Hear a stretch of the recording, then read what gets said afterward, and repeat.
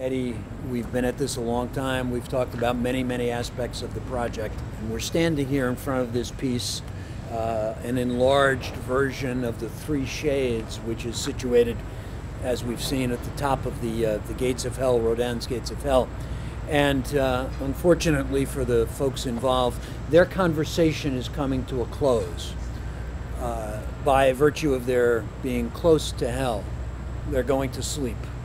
They're losing consciousness, which I take to be Rodin's way of expressing that impactful line from Dante's poetry, "Abandon hope, you who enter here." And it makes a good image, I think, the idea that the hope is in the possibility of ongoing conversation. Their conversation is ending, ours is continuing, and that's our hope. And we've also talked about the way in which there's an ongoing artistic and imaginative conversation between Rodin, Michelangelo, and Dante. And I'm very eager to give you the opportunity to explain the way in which you see another great creative artist, and that is James Joyce. Could you say a little bit more about what makes Joyce analogous in some ways as literature to the great work of Dante that we've been involved with in the course? There's clearly a strong influence of Dante on Joyce throughout all of his works, starting with Dubliners, his collection of short stories. The end story, The Dead, has a wonderful relationship, I think, to the idea of what it means to go through a kind of spiritual struggle in relationship to another human being. A Portrait of the Artist as a Young Man, which I'll talk about in a second, is also, I think, a wonderful example of Dante's influence on Joyce and his understanding of the relationship between the personal and the spiritual. And we see that carry through Ulysses and then Joyce's final work, Finnegan's Wake. In chapter 3 of A Portrait of the Artist as a Young Man, Stephen Dedalus, our protagonist, has fallen. He has grown to a teenager, he has started to visit prostitutes, and he has started down a path that he can see no recovery from.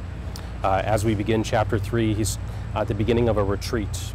The whole retreat is about the reflection on hell and what hell means to someone growing up in the Catholic tradition, what it means to an artist like Stephen and his relationship to the church that has been so severed that he has to figure out how he's going to get back into that relationship. Both of us having grown up Catholic, I'm sure we can relate to Stephen's experience. I'm sure there have been several times, certainly there were for me, when something or someone has very deliberately tried to scare the hell out of you, quite literally, and that's what's going to happen. And that's what's going to happen to Stephen, absolutely, yeah. As it does to Dante. The retreat is actually a wonderful and very powerful treatise on hell and all of its different torments, the torments both of the body and of place and what it means to be burned by an eternal fire, a darkness, to be among the damned and so on. But it's also a reflection on the spiritual torments, what it means to be lost, what it means to reflect on a conscience that has ultimately not connected with the God that Stephen sees in the church, sees as embracing him. And all of those different aspects, Eddie, I think fit in well with that, the notion of the inscription again over the gates of hell that Dante focuses so much attention on. Abandon hope, you who enter here. And really what you're talking about is all of these torments of conscience and of the loss of community. All of those are elements of hope. Absolutely. Those are the things that allow us to have hope. Absolutely, absolutely. And when we think about hell as so damning, I think this is what you're saying, right? Is that sense of dread and that sense of fear and that sense of that lack of hope that goes along with that notion of hell also gives us a sense that there's something else, right? It's not just that this is the only thing, but it gives us something to balance our sense of salvation and redemption against. That's an important point, I think. It's not just a generic loss of hope. Specifically, hell is the loss of hope that things could ever be different, and that it's through the idea of forgiveness. Stephen thinks he can't be forgiven. That's right. And he can't be forgiven because he's not sure he can stop sinning. That's exactly right. And he right. knows that if you don't change your action, you can't keep asking for forgiveness. Because that sense of the desire to do the wrong thing, that goes deep. Absolutely. And people with any self-awareness are aware that part of them wants to stop. Yes. Another part of them, St. Augustine, God give me chastity, but not yet. The interesting thing, I think, or the challenging thing, is not just that sense of hope is lost, but it affects everything, right? So it's not just that you've sinned in one way, but that sense of lost hope affects your relationships with everyone around you, with yourself.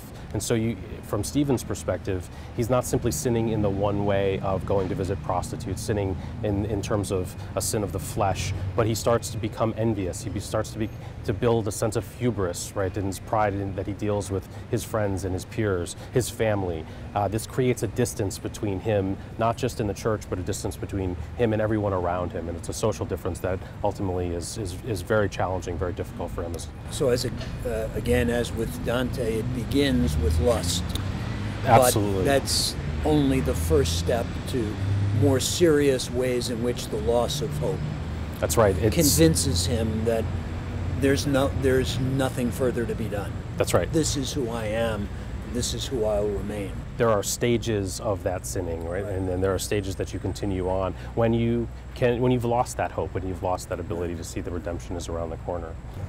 With this idea of an ongoing conversation among great artistic imaginations, as we stand in front of this statue, I can't help but be struck by the way in which great art, whether it's literary art or pictorial or sculptural art like this, recognizes that its richest vocabulary is contained in the human body.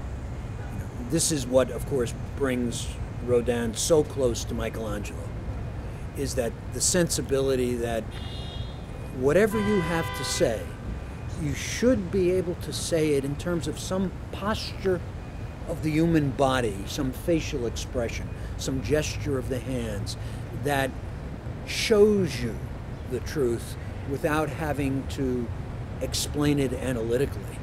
And these three figures and the gesture of their hands are missing one another. It's almost as if they look like they're reaching to clasp hands, but because they're falling asleep, they don't catch one another.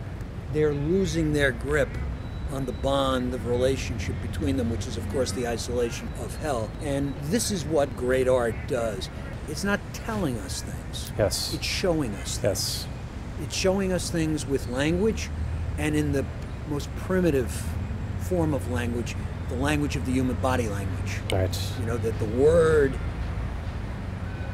that we speak comes out of a word that's already enfleshed in us. That language grows in us organically the same way all of our other organs do. Sure. And that first expression, and in a sense the most original expression, is there in the flesh.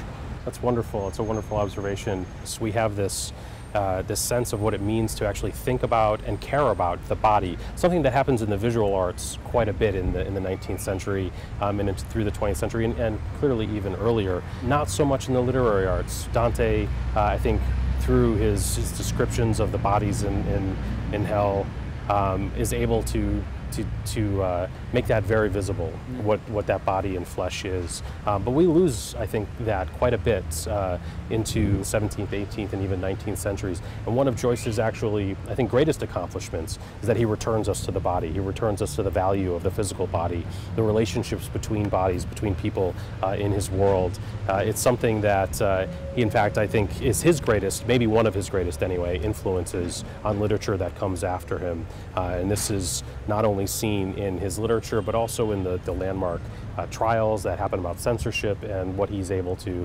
say in his works through, I think, just a wonderful attention to the physicalness of the body.